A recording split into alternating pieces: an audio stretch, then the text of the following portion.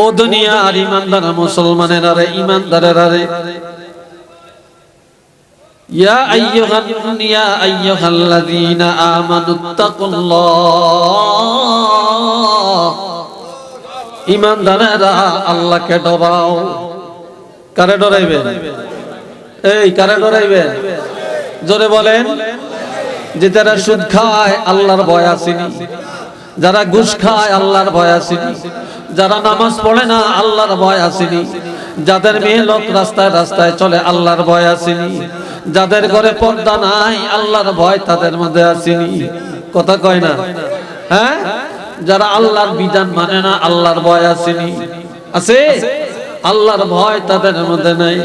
আমার আল্লাহ বলছেন, যদি ইমানদারেরা তোমরা আমি আল্লাহকে ডরাও, জীবনের প্রতিটা ক্ষেত্রে, প্রতিটা কাজে, প্রতিটা মুহূর্তে আল্লাহরে ডরাও, তবে হাক্কা তুকাতিহি, ভয় করার মতো, যেইভাবে ভয় করলে অন্যায় থেকে বাঁচা যাবে, যেইভাবে ভয় করলে আল্লাহ পাওয়া যাবে, নবীরা যেভাবে ভয় করেছেন, সাহাবীরা যেভাবে ভয় করেছেন, ওলি আল্লাহরা যেভাবে ভয় করেছেন, তেমনি ভাবে আল্লাহকে ভয় করো। তবে ওয়ালা তামুতুন্না, কখনো মরিও না, মরিও না, কখনো মরিও না, তবে মরণ তো লাগবে। ইল্লা ওয়া আনতুম মুসলিমুন, মুসলমান হয়ে মরো, আত্মসমর্পণ করে মরো, আল্লাহর কাছে সিলিন্ডার করে মরো, আল্লাহর আইন কার্যকর করে মরো, রাসূলের তরিকা নিয়ে কবরে আসো, মন গড়া জীবন যাপন করিয়া, মন গড়া সময় ব্যয় করিয়া, মন গড়া জীবন কাটাইয়া কবরে আসিও না।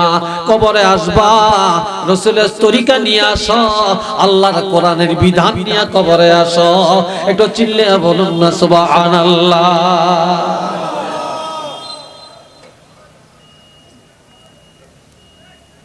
এখন আমার আল্লাহ বলেন, লিকুল্লি উম্মাতিন আজাল, ইজা জাআ আজালুহুম লা ইস্তাখিরুনা সাআতান ওয়া লা ইস্তাকদিমুন।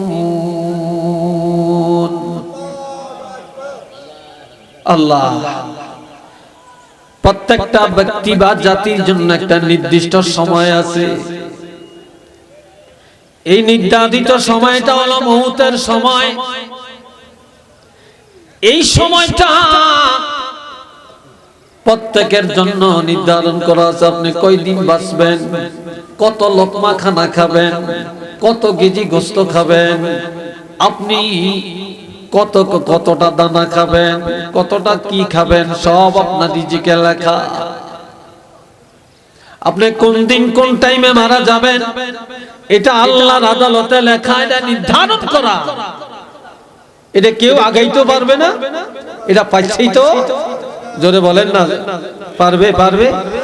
জোরে বলেন, পারবে? কেউ পারবে না।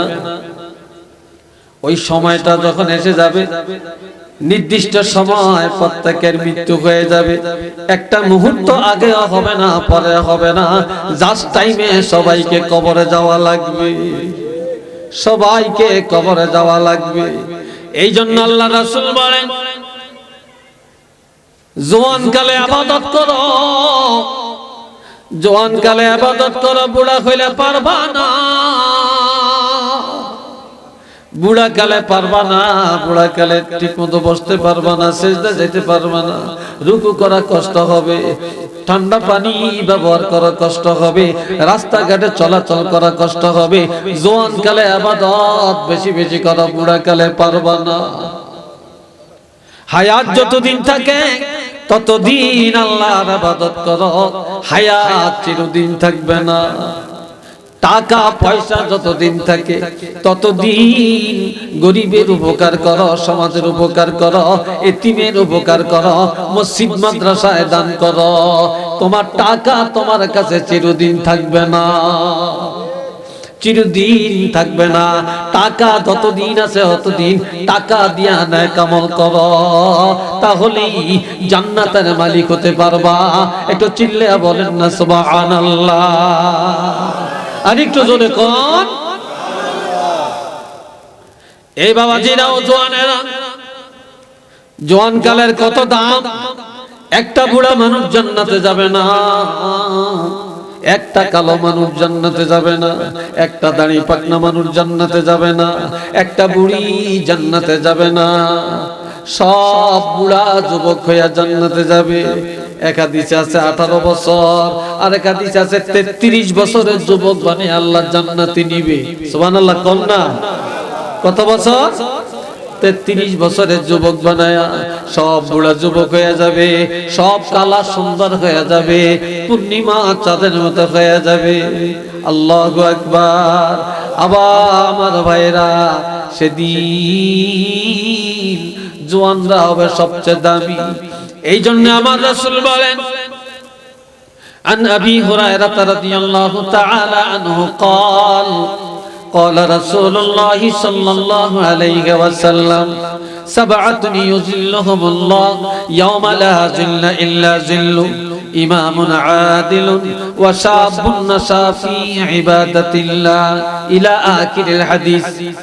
আমার রাসূল ارشاد ফরমান, কিয়ামতের ময়দানে মুসিবতের দিনে, যেদিন আল্লাহ পাকের আরশে আজিমের ছায়া ছাড়া কোনো ছায়া নাই। এই যে আমাদের উপরে একটা চাঁদনি আছে, এটা কি? একটা ছায়া। আবার রোদ্রের মধ্যে গাছের নিচে আইসা ছায়া নেই। কিয়ামতের ময়দানে এমন কোন ছায়া আসেনি? চিল্লিয়া বলেন। আছে একটা ছায়া। জোরে বলেন কি কয়টা? সেটা হইল আল্লাহ পাকের আরশে আজিম।